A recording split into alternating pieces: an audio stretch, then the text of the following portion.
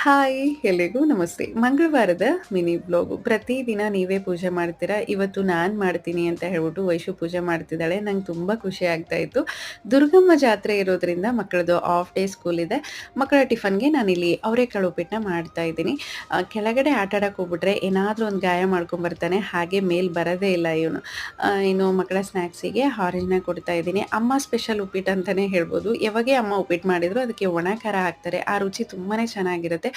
ಮಕ್ಕಳಿಗೆ ತುಂಬ ಇಷ್ಟ ಆಗುತ್ತೆ. ಹಾಗಾಗಿ ನಾನು ಕೂಡ ಇವತ್ತು ಅವ್ರ ಫೇವ್ರೇಟ್ ಉಪ್ಪಿಟ್ಟನ್ನ ಮಾಡ್ಕೊಡ್ತಾ ಇದ್ದೀನಿ.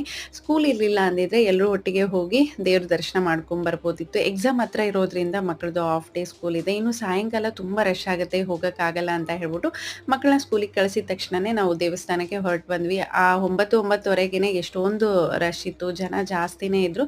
1-1:30 ಗಂಟೆಲೆಲ್ಲ ತುಂಬ ಚೆನ್ನಾಗಿನೇ ದರ್ಶನ ಆಯಿತು. ದರ್ಶನ ಮುಗಿಸ್ಕೊಂಡು ಹೊರಟು ಬಂದ್ವಿ. Please subscribe. Thanks for watching.